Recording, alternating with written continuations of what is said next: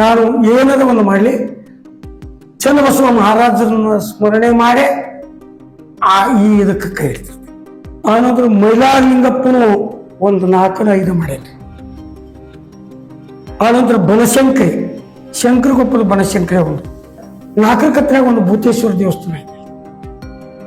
ಆ ದೇವಸ್ಥಾನ ಒಟ್ಟು 14 ಧ್ವನಿಸುಗಳು 9 ನಾಟಕ. ನನಗೆ ದೊಡ್ಡ ಸಾಧನೆ ಅಂದ್ರೆ ಇವು 14 ಧ್ವನಿಸುಗಳು. ಇದು ಗೊಂಬೆ ಆಟವಯ್ಯ ಸಿನಿಮಾಕ್ಕೆ ನಾನೊಬ್ರು ಹೋಗಿದ್ದೀವಿ ಇಲ್ಲಿ ಮೈಲಾರಕ್ಕೆ. ಇವತ್ತಿನ ಕಲೆನೇ ಬೇರೆ, ಅವತ್ತಿನ ಕಲೆ. ನಾನು ಶಾರದಾಂಬೆ ಮಗ ಅಂತೇಳಿ ಹೆಂಡ ಹೊಡ್ಕೊಂಡು ನಾ ಶಾರದಾಂಬೆ ಮಗ ಅಂತಂದ್ರೆ ಅದಕ್ಕೆ ನಮ್ಮೆಲ್ಲ ಹೋಗ್ಬೋದು. 16 ಜನ ಕಲಾವಿದರು ಇನ್ನೂ ಈ ರಂಗ ಭೂಮಿಯಿಂದ ಮೇಲೆ ಬರಲಿ ಅನ್ನೋದು ನನ್ನ ಒಂದು ಆಸೆ.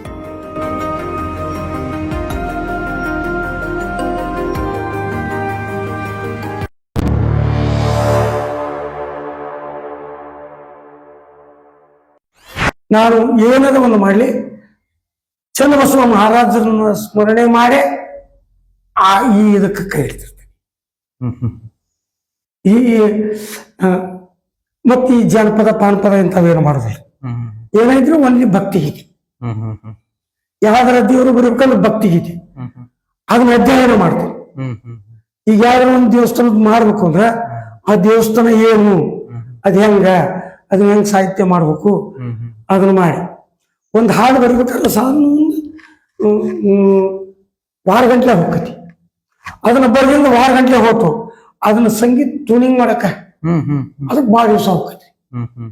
ಅದನ್ನ ಪಲ್ಲವಿ ಕೂಡ್ಸಕ, ಚರಣ ಕೂಡ್ಸಕ, ಅದಕ್ಕೆ ತಾಳಗಳನ್ನ ಹಾಕಕ. ಹೀಗೆ ಎಷ್ಟು ಧ್ವನಿ ಸುರುಳಿಯನ್ನ ನೀವು ಹೊರತಂದಿದ್ದೀರಿ? 14 ಮೊದಲಿದ್ದು ಗುಂಡೂರು ದುರ್ಗಾಂಬಿಕೆ ಭಕ್ತಿಗೀತೆ, 3 ಚನ್ನಬಸವಣ್ಣ ಮಹಾರಾಜರ 3, ಕೂಡಲ ಗುರುನಂದೇಶ್ವರ ಶಿವಾಚಾರ್ಯರ 4, ಆನಂತರ ಮೈಲಾರಲಿಂಗಪ್ಪನು ಒಂದು 4-5 ಮಾಡೇನ್ರಿ. ಆನಂತರ ಬನಶಂಕರಿ ಶಂಕರಗೊಪ್ಪದ ಬನಶಂಕರಿ ಅದೊಂದು. ಆನಂತರ 4 ಕತ್ರಾಗ ಒಂದು ಭೂತೇಶ್ವರ ದೇವಸ್ಥಾನ ಐತೆ. ಆ ದೇವಸ್ಥಾನ ಒಟ್ಟು 14 ಧ್ವನಿಸುಗಳು 9 ನಾಟಕ. ನನಗೆ ದೊಡ್ಡ ಸಾಧನೆ ಅಂದ್ರೆ ಇವು 14 ಧ್ವನಿಸುಗಳು. ಅದ್ರಾಗ 5 ಅಂತ ಎಲ್ಲ ಕಡೆಗಿನ ಪ್ರಚಾರ ಆಗ್ಯಾವ. ಇನ್ನೂ 4 ಅದಾವು. ಅಲ್ಲಿಂದ ಈಗ ವಯಸ್ಸಾಗೈತಿ, ಅಡ್ಡಾಡಿ ಮಾಡೋಂತ ಕೂತಿಲ್ಲ, ಇಷ್ಟಕ್ಕೆ ಸುಮ್ಮನೆ ಆಗ್ಬಿಟ್ರಿ. ಈಗ ನಾಟಕ ಕಟ್ಟೋದು ಅಥವಾ ಕಲಾವಿದರನ್ನ ನಾವೆಲ್ಲ ಒಟ್ಟಿಗೆ ಕಟ್ಕೊಂಡು ಆ ನಾಟಕವನ್ನ ಪ್ರದರ್ಶನ ಮಾಡೋದು ಅಂತಂದಾಗ ಹಲವಾರು ಸವಾಲುಗಳು ಬರ್ತವೆ.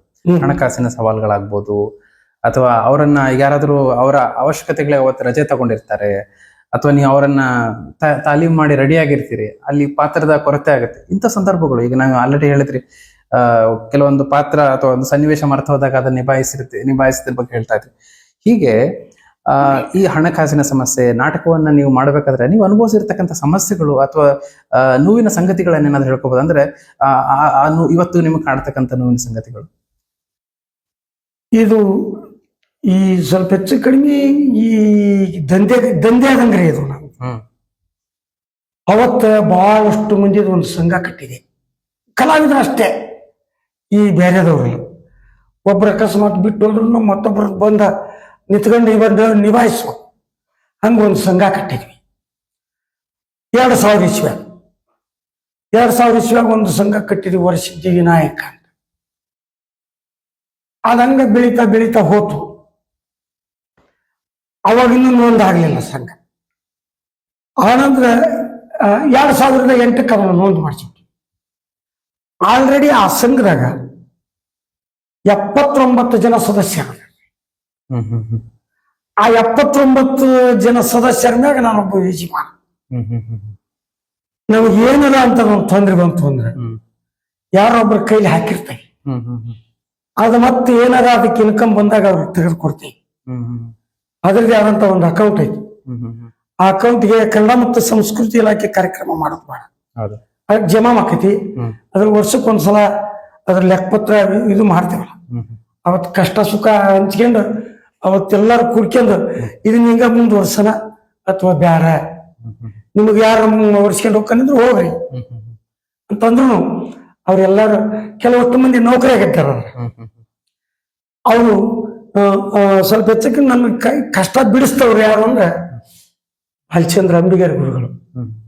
ಅವರು ಅಂಬಿಗರು ಅಂತೇಳಿ ಗೊಂದಿಯವ್ರಿಗೆ ರಾಮತೀರ್ಥ ಹೊಸಕೊಪ್ಪಕ್ಕೆ ಶಾಲೆ ಕಳಿಸ್ತಾರೆ. ಇವು ಎಲ್ಲ ಜವಾಬ್ದಾರಿ ಅವರೇ ನೋಡ್ತಾರ. ಹಂಗ ಅದ್ರ ಯಜಮಾನ ಆಗಿರ್ಬೇಕಷ್ಟೇ. ಅದ್ರ ಯಜಮಾನ ಆಗಿ ಅವರ ಮಾಡ್ತಾರೆ. ಇಂತಲ್ಲಿ ಹೋಗ್ಬೇಕು. ನನಗೆ ಅವ್ರು ಬಂದ್ರೆ ಅವ್ರಿಗೆ ಹೇಳ್ತೀವಿ, ಅವ್ರು ಯಾರು ಬಂದ್ರೆ ನಮಗೆ ಹೇಳ್ತಾರೆ. ಅದನ್ನ ಒಟ್ಟು ದುಡಿತೀವಿ. ದುಡಿದು ನಮ್ ಖರ್ಚು ತೆಗೆದು ಅದ ಗೇಟ್ ಬಂದಿರ್ತದೆ ಅಷ್ಟು ಜಮಾ ಇಟ್ಟಿರ್ತೀವಿ. ಮತ್ತ ಅದನ್ನ ವರ್ಷಕ್ಕೊಂದ್ಸಲ ರಿನ್ಯೂವಲ್ ಮಾಡಿಸ್ಬೇಕಾರ ಆ ರೊಕ್ಕ ಖರ್ಚು ಮಾಡ್ತೀವಿ.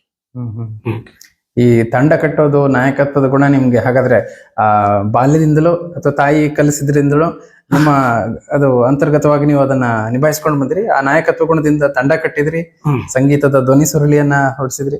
ನಿಮ್ಗೆಲ್ಲಾದ್ರೂ ಅನ್ಸಿದ್ಯಾ ನಿಮ್ಮ ಈ ಒಂದು ನಾಟಕದ ಅಭಿನಯ ಮತ್ತೆ ಈ ಒಂದು ಕಲಾವಿದನಾಗಿ ನಿಮ್ಗೆ ಒಂದು ಸಂಪೂರ್ಣ ಒಂದು ಪ್ಯಾಕೇಜ್ ಎಲ್ಲವೂ ಇರೋದ್ರಿಂದ ಎಲ್ಲಾದ್ರೂ ಸಿನಿಮಾ ಧಾರಾವಾಹಿಗಳಲ್ಲಿ ನಟಿಸ್ಬೇಕು, ನನಗೆಲ್ಲಾದ್ರೂ ಒಂದು ಪಾತ್ರ ಬೇಕಿತ್ತು ಅಂತ ಅನಿಸಿದ್ಯಾ ಯಾವಾಗಾದ್ರೂ ಆತರ? ಒಂದ್ಸಲ ನಾನು ಇದು ಗೊಂಬೆ ಆಟವಯ್ಯ ಸಿನಿಮಾಕ್ಕ ನಾನೊಬ್ರು ಶಶಿಕಲಾ ಅಕ್ಕಿ ಅಂತ ಹಾವೇರಿ ಅವರೊಬ್ರು ಹೋಗಿದ್ವಿ ಇಲ್ಲಿ ಮೈಲಾರಲಿಂಗೇಶ್ವರನ ದೇವಸ್ಥಾನ. ಗೊಂಬೆ ಆಟವಯ್ಯ ಅಂತ ಸಿನಿಮಾ ಎಲ್ಲ ತಯಾರಾಯ್ತು. ಅದು ಬಿಡುಗಡೆನೂ ಆಗ್ಲಿಲ್ಲ, ಕಾರಣ ಗೊತ್ತಾಗ್ಲಿಲ್ಲ ನಮ್ಗೆ. ನಾನು ಅದ್ರಾಗ ದೊಡ್ಡ ಆಟ ಮಾಸ್ತರನ್ನು ಪಾತ್ರ ಮಾಡಿದ್ದೆ. ಯಕ್ಷಗಾನದ ಇದ್ವಲ್ರ ಅವಾಗ ದೊಡ್ಡ ಆಟದ ಮಾಸ್ತರ್ ಆ ಪಾತ್ರ ಮಾಡಿದ್ವಿ. ಅದು ಬಿಡುಗಡೆ ಆಗ್ಲಿಲ್ಲ, ಕಾರಣ ಗೊತ್ತಾಗ್ಲಿಲ್ಲ ನಮ್ಗೆ. ಇಂಥವೆಲ್ಲ ಅನುಭವಗಳ ಆಗ್ಯಾವ. ಒಟ್ಟೆ ಆಗಿ ನಾನು ಏನು ಮಾಡ್ಬೇಕಂದಿದ್ನಲ್ಲ ಅದಾಗೈತಿ, ವಯಸ್ಸು ಹೋಗೈತಿ. ಈಗೆಲ್ಲ ನಿಮ್ಮಂಥವ್ರು ಸೇವೆ ಮಾಡ್ಕೊಂಡು ಎಲ್ಲರೂ ದೊಡ್ಡವರಾಗಲಿ ಅಂತ ಅವ್ರನ್ನ ನೋಡ್ಕೊಂಡು ಪ್ರೀತಿಯಿಂದ ಅವ್ರ ಮ್ಯಾಗ ಅವ್ರನ್ನ ನೋಡಿ ಸಂತೋಷ ಪಡೋದು ಒಂದು ಕೆಲಸ. ಅಂದ್ರೆ ಈಗ ನೀವು ನಟನೆ, ಸಿನಿಮಾ, ರಂಗಭೂಮಿ, ಹವ್ಯಾಸಿ ರಂಗಭೂಮಿಯಲ್ಲಿ ನಿಮ್ಮ ಸಾಧನೆಯನ್ನೆಲ್ಲ ನೋಡ್ತಾ ಇದ್ರೆ ನಿಮಗೆ ಒಂದು ಪಾತ್ರ ಅಂದ್ರೆ ನಿಮ್ಗೆ ಯಾವ್ದಾದ್ರು ಒಂದು ಪಾತ್ರ ಇಲ್ಲ ನಾನು ಮಾಡಿದ ಪಾತ್ರಗಳಂಗೆ ಬಹಳ ಸಂತೋಷ ಕೊಟ್ಟಿದೆ ಅಥವಾ ಇನ್ನೂ ಒಂದಿಷ್ಟು ಪಾತ್ರಗಳನ್ನ ನಾನು ಮಾಡಬೇಕಿತ್ತು ಅಂತ ಏನಾದ್ರು ಅನ್ಸಿದ್ಯಾ? ಅಥವಾ ನಾನು ಇನ್ನೂ ಏನಾದ್ರು ಕೊಡಬೇಕು ರಂಗಭೂಮಿಗೆ, ಇನ್ನೇನಾದ್ರೂ ನನ್ನ ಸೇವೆ ಇನ್ನೂ ಮಾಡಬೇಕು ಅಂತದ್ದೇನಾದ್ರು ಅನ್ಸಿದ್ಯಾ ನಿಮ್ಗೆ? ಅನಿಸ್ತೈತ್ರಿ. ನನಗೆ ಬಹಳಷ್ಟು ಪ್ರೀತಿ ನಾಟಕ ಅಂದ್ರೆ ಚೆನ್ನಪೋಡ, ಗರುಡ ರಾಜ್ಯದಲ್ಲಿ ಘಟಸರ್ಪ, ಎರಡು ನಾಟಕ. ಗರುಡ ರಾಜ್ಯದಲ್ಲಿ ಘಟಸರ್ಪ ನಾಟಕ ಒಂದು ಮುದುಕನ ಪಾತ್ರ ಬರ್ತಿತ್ತು ಅಜ್ಜಂದು. ಈ ನಾಟಕದಲ್ಲಿ ಒಬ್ಬ ಹುಂಬಂದು ಎರಡು ಇನ್ನೂ ಇದ್ದಿದ್ರೆ ಇನ್ನೊಷ್ಟು ಮಂದಿ ತರಬೇತಿ ಕಲಿಸಕ್ ಬರ್ತಿತ್ತು, ಇನ್ನೊಷ್ಟು ಕೊಡಕ್ ಬರ್ತಿತ್ತು ಅಂತ ಅನಿಸ್ತೈತಿ ಮನಸ್ಸು. ಆದ್ರೆ ಇವತ್ತಿನ ಈ ಕಲೆ ಅವತ್ತಿದ್ದಿದ್ರು, ಇವತ್ತಿನ ಕಲೆನೇ ಬೇರೆ, ಅವತ್ತಿನ ಕಲೆನೇ. ಇತ್ತೀಚಿನ ದಿನಮಾನಗಳಲ್ಲಿ ನಾಟಕ ನೀವಾಗೆ ಹೋಗಿ ನೋಡ್ತಕ್ಕಂಥದ್ದು ಅಥವಾ ನೀವು ಯಾವ್ದಾದ್ರು ಇತ್ತೀಚಿನ ದಿನಮಾನಗಳಲ್ಲಿ ನೋಡಿರ್ತಕ್ಕಂಥ ನಾಟಕ ನಿಮಗೆ ಖುಷಿ ಕೊಟ್ಟದ್ದು ಯಾವ್ದಾದ್ರು? ಕೊಟ್ಟವ್ರು ಸಿಂಧೂರು ಲಕ್ಷ್ಮಣ, ರೇಣುಕಾ ಯಲ್ಲಮ್ಮ, ಸುನಾಳಿ ಶರೀಫ ಶಿವಯೋಗಿ, ನೂಲುಗುಂದು ನಾಗಲಿಂಗ, ಈ ಐತಿಹಾಸಿಕ ಪೌರಾಣಿಕ ನಾಟಕಗಳೇನವಲ್ಲ, ನಾನು ಸಂಗೀತ ನುಡ್ಸಕ್ ಹೋಗ್ತಿದ್ದೆ ಅವ್ರವ್ರ ಜೊತೆಗೆ. ಹೋದಾಗ ಅವೊಂಥರ ಆ ಲೋಕ ಇದನ್ನ ಬೇರೆ. ಈ ಸಾಮಾಜಿಕ ನಾಟಕ ಅಷ್ಟು ಸಂತೋಷ ಕೊಡಂಗಿಲ್ಲ, ಅಷ್ಟು ಇದು ಕೊಡಂಗಿಲ್ಲ. ಆದ್ರ ಅವೆಲ್ಲ ತಿಳುವಳಿಕೆ ಬರುವಂತ ನಾಟಕ ಮಾಡ್ಬೇಕಂದ್ರ ಆ ನಾಟಕಗಳನ್ನ ಅಂದ್ರೆ ಇವಾಗ ನೀವು ನಾಟಕ ಮಾಡ್ತಾ ಇದ್ರಿ, ನಿಮ್ಮ ಊರು, ನಿಮ್ಮ ಸಮುದಾಯ, ಸಮಾಜ ನಿಮ್ಗೆ ಹೆಂಗ್ ಸಹಕಾರ ಕೊಡ್ತಿತ್ತು? ಅಥವಾ ಇದರಿಂದ ಏನಾದ್ರು ಖುಷಿಯಾಗಿರ್ತಕ್ಕಂಥ, ಕಹಿಯಾಗಿರ್ತಕ್ಕಂಥ ಘಟನೆಗಳೇನಾದ್ರು ಹಂಚ್ಕೋಬೋದಾ ನೀವು?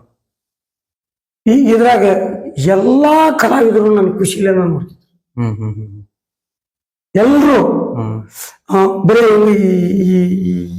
ಈ ಪುರುಷ ಪಾತ್ರಧಾರಿಗಳಷ್ಟ ಅಂತ, ಸ್ತ್ರೀ ಪಾತ್ರ ಮಾಡೋರು ಸಹಿತ ಈಗಲೂ ನನಗೆ ಕೆಲವಷ್ಟು ಮಂದಿ ಅಪ್ಪಾಜಿನ ಅಂತಾರೆ, ಈಗಲೂ ಅಪ್ಪಾಜಿ ಅಂತಾರ.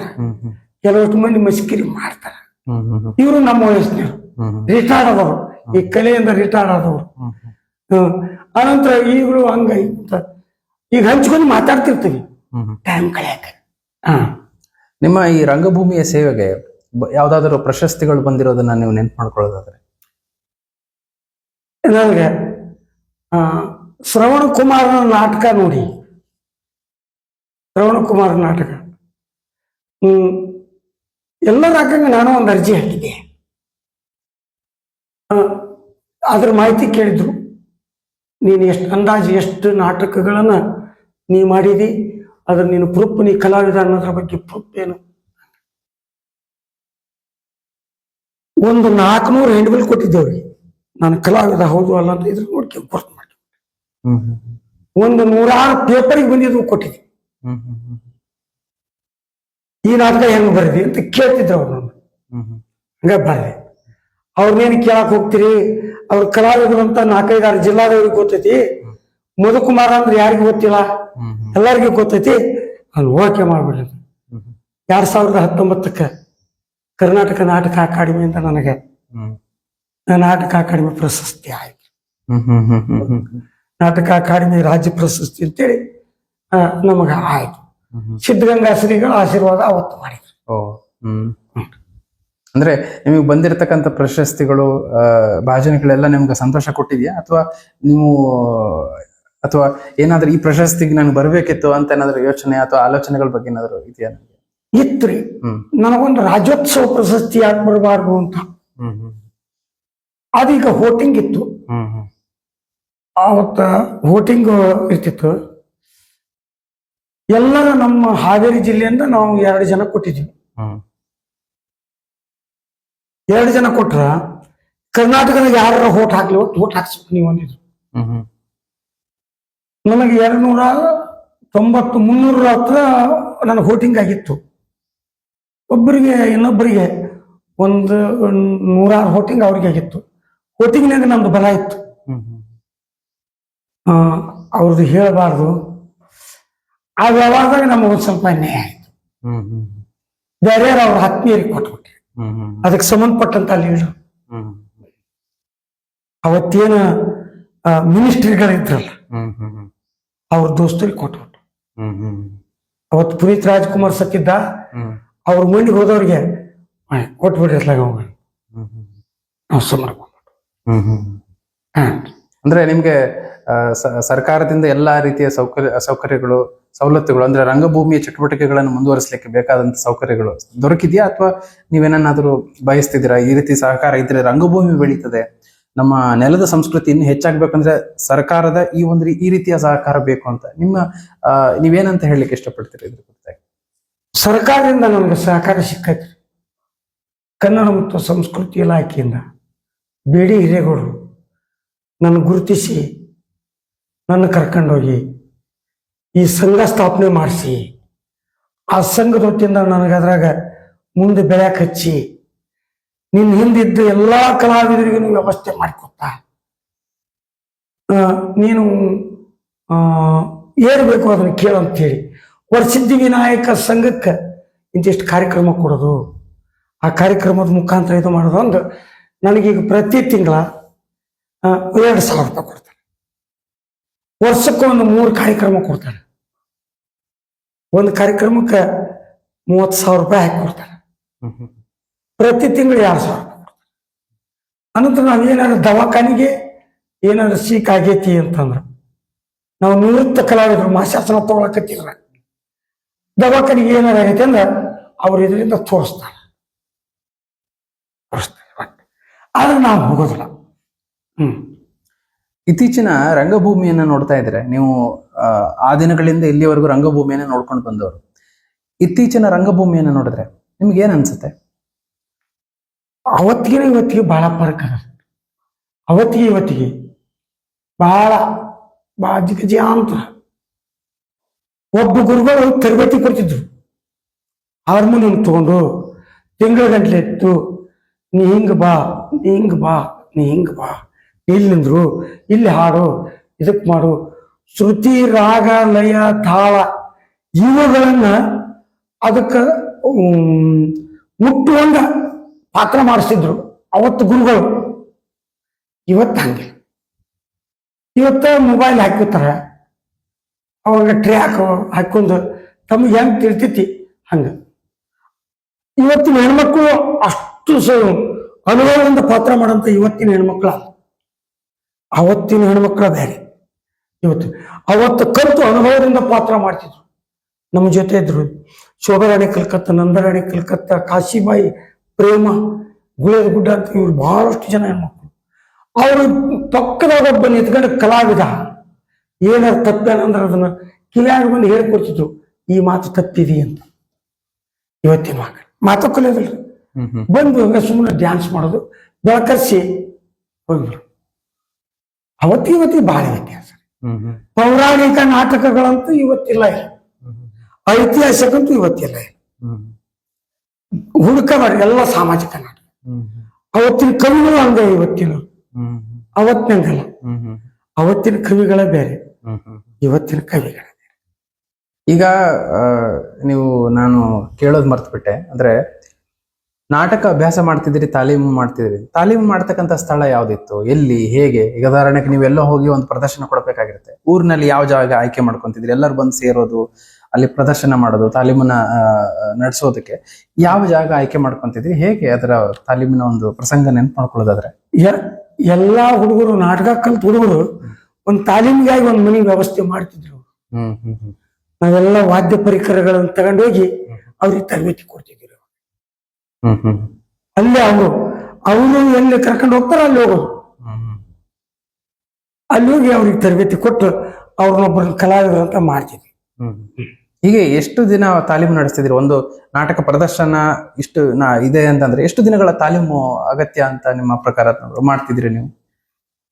ಯಾರು ಸ್ವಲ್ಪ ಕಲ್ತು ಕಲೆ ಬಗ್ಗೆ ಅನುಭವ ಇದ್ದವ್ರಿದ್ರ 8 ದಿನ 15 ದಿನದೊಳಗೆ ಕಲ್ಕೊಂಡ್ಬಿಡ್ತಿದ್ರು. ಕೆಲವು ಕಡೆಗೆ ಈ ದನ ಮೇಸಾಕಲು ಯೋಗ್ಯ ಇಲ್ದಂತವ್ರು PSI ಪಾತ್ರ ಮಾಡಿಬಿಡ್ರಿ. ಅವಾಗ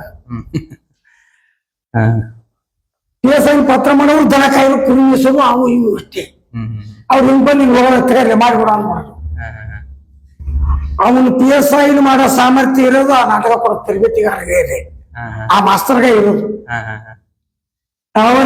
ಅವ್ರಿಗೊಟ್ಟು ಟೈಮ್ ತಗೊಂತಿದ್ರಿ. ಈ ನಾಟಕ ಬರಿಬೇಕಾದ್ರೆ ಈ ಹಾಸ್ಯ ಸನ್ನಿವೇಶಗಳು ಬರುತ್ತೆ, ಸಂಗೀತ ಬರುತ್ತೆ, ಆ ಸಂಗೀತಕ್ಕೆ ಸಾಹಿತ್ಯ ಬರಿಬೇಕು, ಅದಕ್ಕೆ ನಿಮ್ಮ ಹಾರ್ಮೋನಿಯಂ ಜೋಡಣೆ, ಅಲ್ಲಿ ನಾಟ್ಯ, ಇವೆಲ್ಲ ಹಿಂಗೆ ನೀವು ಒಂದು ಪ್ರತಿಯೊಂದು ನಾಟಕಕ್ಕೂ ಸಾಹಿತ್ಯ, ಆ ಸಂಗೀತ ಎಲ್ಲ, ಒಂದು ನಾಟಕ ಅಂದ್ರೆ ಒಂದು 4-5 ಸಾಹಿತ್ಯದ ಸಾಲುಗಳು ಬೇಕಾಗ್ತದೆ. ಹೆಂಗೆ ನೀವೇ ಬರೀತಿದ್ರ? ಕೆಲವತ್ತು ಕವಿಗಳ ಬರ್ದಿತ್ತಿದ್ರ ಅದ್ರ ಕವಿಗಳ ಬರೆದು ಅದನ್ನ ಅದ್ರಾಗ ರಾಗ ತಾಳ ಹಾಕಿದ್ರು ಅಂತಂದ್ರ ಅವನ್ನ ಪ್ರಾಕ್ಟೀಸ್ ಮಾಡಿ ಹಾರಿಸ್ತಿದ್ವಿ. ಸುಮ್ಮನೆ ಹಂಗ ಯಾವ ತರ ಚಟಕ್ ಬರ್ದವ್ರು ಇದ್ರು ಅಂದ್ರ ಅವನ್ನೆಲ್ಲ ಆ ಸನ್ನಿವೇಶಕ್ಕೆ ತಕ್ಕಂತ ಸಾಹಿತ್ಯಗಳನ್ನು ಮಾಡಿ ಅದಕ್ಕೆ ಬರೆದು ಅವ್ರಿಗೆ ಕುಂಡಿಸ್ತಿದ್ವಿ. ಈಗ ಒಂದು ಸಂಗೀತದ ಸಾಲು, ಯಾವುದೋ ಒಂದು ನಾಟಕದ ಪೌರಾಣಿಕ ನಾಟಕವನ್ನು ತಗೊಳ್ಳೋದಾದ್ರೆ ಒಂದು ಸಂಗೀತದ ಸಾಲನ್ನ ನೀವು ಹೇಳ್ಬೋದಾ, ಅಥವಾ ಸಾಹಿತ್ಯದ ಯಾವುದೋ ಒಂದು ಸಾಲನ್ನು ತಗೊಂಡು ಹೇಳ್ಬೋದಾ ನೀವು ಒಂದು ರಾಗಬದ್ಧವಾಗಿ? ಹಾಗೆ ನೀವು ಪ್ರಯತ್ನಿಸಿ ನೋಡೋಣ ಯಾವ ರೀತಿ ಇರುತ್ತೆ ಅಂತ. ಈಗ ಉದಾಹರಣೆ ರೇಣುಕಾ ಯಲ್ಲಮ್ಮ ಒಂದು ಸನ್ನಿವೇಶ ಹೇಳ್ಬಿಟ್ಟು ಆ ಸಂಗೀತ ಹೇಳಿದ್ರೆ ಬಹಳ. ಈಗ ರೇಣುಕಾ ಒಂದು ಫಸ್ಟ್ಗೆ ರೇಣುಕಾ ಬರೋದಕ್ಕಿಂತ ಮೊದಲು ಶ್ರೀ ರೇಣುಕಾ ದೇವಿ ನೀಡಮಗೆ ವರ ತಾಯಿ, ನವನಾಟ್ಯ ರಂಗದಲ್ಲಿ ನಲಿವ ನಟ ನಟಿಯರಿಗೆ ಕರುಣಿಸಿ ಕಾಪಾಡೆ, ಜಯ ಜಯತು ಜಗ ಜನನಿ ಶ್ರೀ ರೇಣುಕಾ ದೇವಿ. ನೀವು ಹಾನಗಲ್ನ ಅನೇಕ ಕಲಾ ಸಂಘಗಳ ಕಾರ್ಯದರ್ಶಿಯಾಗಿ, ತಾಲೂಕಿನ ವಿವಿಧ ಕಲಾವಿದರ ಸಂಘದ ಕಾರ್ಯದರ್ಶಿಗಳಾಗಿ ಸೇವೆ ಸಲ್ಲಿಸಿದ್ದೀರಾ. ಅದರ ಅನುಭವವನ್ನು ಹೇಳ್ಕೊಳ್ಬೋದಾ? ಅವಾಗ ಸರ್ಕಾರದಿಂದ ಯಾವುದು ಸಹಕಾರ ಕಲಾವಿದರಿಗೆ ಸಿಗಲಿಲ್ಲ ಅಂತ ಗೊತ್ತಾಯ್ತು. ಇದನ್ನ ಹೆಂಗ ಸರ್ಕಾರದ ತಗೋಬೇಕಂತ ಗೊತ್ತಿದ್ದಿಲ್ಲ. ಅವಾಗ ನನ್ನ ಸ್ನೇಹಿತ ಒಬ್ರು ಇದ್ರು, ವಸಂತ ಕಡೂರು ಅಂತ, ಬಾಳೆಂಬುಡದವ್ರು, ಒಳ್ಳೆ ಕಲಾವಿದರು. ನಾ ಎಲ್ಲರ ನಾಟಕಕ್ಕೆ ಕಲ್ಸಕ್ ಕುಂತಿ ಅಂದ್ರೆ ನನ್ನ ಜೊತೆಗೆ ಬರ್ತಿದ್ರು. ಅವ್ರು ಪೋಸ್ಟ್ ಮಾಸ್ತರ್ ಇದ್ರು, ಬರ್ತಿದ್ರು. ನಾವಿಬ್ರು ಕುಡ್ಕೊಂಡು ಒಂದು ಸಂಘ ಮಾಡಿಬಿಡೋಣ ಅಂದ. ಅವತ್ತು ಹಾನಗಲ್ ತಾಲೂಕಿನಾಗ ಎಲ್ಲಾ ಊರಿಗಿನೂ ಅಡ್ಡಾಡಿ ಅವಾಗ ಪೇಪರಿಗೆ ಕೊಟ್ಟರು ಬರ್ತಾರೆ ಅನ್ನೋದು ನಮ್ಗೆ ಅದು ಇಲ್ಲ, ಬಸ್ಗಳು ಹೇಳಿ ಬರಕ್ಕ ಅದು ಇಲ್ಲ. ಸೈಕಲ್ ತಗೊಂಡು ಎಲ್ಲಾ ಕಲಾವಿದರನ್ನು ಒಟ್ಟುಗೂಡಿಸಿ 100 ಮಂದಿ ಕಲಾವಿದರನ್ನು ಕೂಡಿಸಿ ಒಂದು ಹಾನಗಲ್ ತಾಲೂಕು ವಿವಿಧ ಕಲಾವಿದರ ಸಂಘ ಅದ್ರಾಗ ಶೋಭನ ಹಾಡವರು ಬಂತು, ಗೀಗಿ ಪದ ಹಾಡವರು ಬಂತು, ಹಲಿಗೆ ವಾರ್ಸವ್ರನ್ನು ಬಂತು, ಆ ನಂತರ ಆ ಕವಾಲಿ ಅಲೇವಿ ಹಾಡವ್ರನ್ನು ಬಂತು. ಎಲ್ಲರನ್ನು ಕೂಡಿಸಿ ಒಂದು ಸಂಘ ಮಾಡಿದ್ವಿ. ಪ್ರತಿ ತಿಂಗಳನ್ನು ಮೀಟಿಂಗ್ ಕರಿತಿದ್ವಿ. ಇವರು ಕೆಲವಷ್ಟು ಮಂದಿ ಅದ್ರಾಗನ ಇವ್ರು ಯಾಕೆ ಹಿಂಗ, ಅವ್ರು ಯಾಕೆ ಹಿಂಗ, ಅವರು ದೊಡ್ಡವರು, ಈ ನಮ್ಗಿಂತ ಏನು ದೊಡ್ಡವರು ಇದ್ರಲ್ಲ ಯಜಮಾನ ಅವ್ರಿಗೆ ಕೊಟ್ಟಿದ್ದಲ್ಲ ಅದು, ಆ ಹುದ್ದೆನ ಅವ್ರದಲ್ಲ, ಸರಿ ಅಲ್ಲ ಅದು ಅಂತ ಇದನ್ನ ಎಷ್ಟೋ ಮಂದಿ ಆಡಿಬಿಟ್ರು. ಅನ್ನತ್ತಿಗೆ ನೀವು ಕೆಟ್ಟವರು ಅಂತ ಸರ್ಕಲ್ ಇಲ್ಲ, ನಾವು ರಾಜೀನಾಮೆ ಕೊಟ್ಬಿಟ್ವಿ. ಅವಾಗ ರಾಜೀನಾಮೆ ಕೊಟ್ಟು ನಾವು ವರಸಿದ್ಧಿ ವಿನಾಯಕ ಸಂಸ್ಥೆ ಸ್ಥಾಪನೆ ಮಾಡಿ ಆ ಸಂಘ ನಡೆಸ್ಕೊಂಡು ಹೊಂಟ್ವಿ. 79 ಜನ ಆಲ್ರೆಡಿ ನಮ್ಮ ಸಂಸ್ಥೆದಾಗ ಒಂದಂತೇಳಿ ಇರಲಿಲ್ಲ, 4 ಜಿಲ್ಲಾದವ್ರು ಅದಾರೆ ಈ ಸಂಸ್ಥೆ ಒಳಗೆ. ಕಾರವಾರ ಜಿಲ್ಲಾ, ಗದಗ ಜಿಲ್ಲಾ, ಹಾವೇರಿ ಜಿಲ್ಲಾ, ಶಿವಮೊಗ್ಗ ಜಿಲ್ಲಾ, ಇಷ್ಟು ಜಿಲ್ಲಾದವ್ರು ಆ ಸಂಘದಾಗ. ಆ ಒಟ್ಟೂರು ನಡೆದಕ್ಕೆ ನಾವು ಒಬ್ಬ ಯಜಮಾನ. ಈ ತಂಡ ಈಗ ಕಟ್ಕೊಂಡು ಈಗಲೂ ಕೂಡ ನಾಟಕಗಳೆಲ್ಲ ನಡೀತಾ ಇದೆ. ನಾಳೆ ಐತಿ, ಇವತ್ತು ಬಂದು ಕಾರ್ಯಕ್ರಮ ಕೊಟ್ಟು ಬಿಡ್ಬೇಕು, ನಮಗೆ ಕೊಟ್ಟು ಬಿಡ್ತೀವಿ. ಹಾಗೆ ನಮ್ಮ ಯುವ ಜನತೆಗೆ ನಿಮ್ಮ ಅನುಭವ, ಒಟ್ಟಾರೆ ನಿಮ್ಮ ಜೀವನ ಅನುಭವದಿಂದ ಏನಾದ್ರೂ ಒಂದು ಅವರಿಗೆ ಸಂದೇಶ ಕೊಡ್ಬೋದಾದ್ರೆ ಏನ್ ಸಂದೇಶ ಕೊಡ್ಲಿಕ್ಕೆ ಇಷ್ಟಪಡ್ತೀವಿ? ಕಲಾವಿದರಾದ ಆದ್ರನ ಚಲೋ ಅಂತ ನನ್ನ ಅಭಿಪ್ರಾಯ. ಯಾವುದೇ ದಂಧೆ ಮಾಡ್ಲಿ ಅದ್ರಾಗ ಅಚ್ಚುಕಟ್ಟಾಗಿ ಮಾಡ್ಕೊಂಡು ಹೋಗ್ಬಿಟ್ನಪ್ಪ ಅಂತಂದ್ರ ಅದು ದುರುದ್ದೇಶ ಇಲ್ದಂಗೆ ಯಾವುದೇ ಕಾರ್ಯ ಮಾಡಲಿ ಅದೇ ಕಾರ್ಯ ಮಾಡ್ಬೇಕು. ರಂಗಭೂಮಿ ಕಲೆಯಲ್ಲಿ ಯಾರು ಅನ್ನ ಹೋಗ್ತಾರ, ರಂಗಭೂಮಿ ಕಲಾವಿದರು ನಾವು ಅಂತ ಹೇಳಿಕೆಯಿಂದ ಯಾರು ಇದು ಮಾಡ್ತಾರ, ಆ ಭೂದೇವಿ ಏನಂತ ರಂಗದೇವಿ, ಆಕಿ ಸೇವಾ ಅಚ್ಚುಕಟ್ಟಾಗಿ ಮಾಡ್ಬೇಕು. ನಾನು ಸಂಗೀತಗಾರ ಅಂತ ಏನ್ ಹೇಳ್ತಾರ, ಅವ ಶಾರದಾಂಬಿ ಮಗ ಆಗಿನ ಅದ್ರ ಅನ್ನ ಉಂಟು ಚಲೋ ಆಕತಿ ನನ್ನ ಅನಿಸಿಕೆ. ನಾನು ಶಾರದಾಂಬೆ ಮಗ ಅಂತೇಳಿ ಹೆಂಡ ಹೊಡ್ಕೊಂಡು ನಾ ಶಾರದಾಂಬೆ ಮಗ ಅಂತಂದ್ರ ಅದಕ್ಕೆ ನಮ್ಮೆಲ್ಲ ಹೋಗ್ತಾನೆ. ಅದು ಬೆಳೀಲಿ, ಈ ಕಲೆ ಬೆಳೀಲಿ, ಈ ಏನು ತಿಳಿಲಾರ್ದಂಥವ್ರಿಗೆ ಬಹಳಷ್ಟು ಬೆಳೆಸಲಿ. 16 ಜನ ಕಲಾವಿದರು ಇನ್ನೂ ಈ ರಂಗ ಭೂಮಿಯಿಂದ ಮೇಲೆ ಬರಲಿ ಅನ್ನೋದ ನನ್ನೊಂದು ಆಸೆ. ಇಷ್ಟೊತ್ತು ನಿಮ್ಮ ಅಮೂಲ್ಯವಾದ ಸಮಯವನ್ನ ನಮ್ಮೊಂದಿಗೆ ಹಂಚಿಕೊಂಡಿದ್ದೀರಾ. ಸಾಧನೆಯ ಹಾದಿಯನ್ನ ನಮ್ಮೊಂದಿಗೆ ಹಂಚಿಕೊಂಡಿದ್ದೀರಾ. ನಿಮ್ಗೆ ತುಂಬ ಧನ್ಯವಾದಗಳು. ಎಲ್ಲ ನಮ್ಮನ್ನು ಕರೆದು ಇಲ್ಲಿ ಮಾತಾಡಕ್ಕೆ ಅವಕಾಶ ಮಾಡಿಕೊಟ್ಟಂತ ತಮ್ಮೆಲ್ಲರಿಗೂ ಈ ಕಲಾವಿದನ ಅನಂತ ನನ್ನ ನಮಸ್ಕಾರ ತಿಳಿಸ್ತಾರೆ. ನಮಸ್ಕಾರ.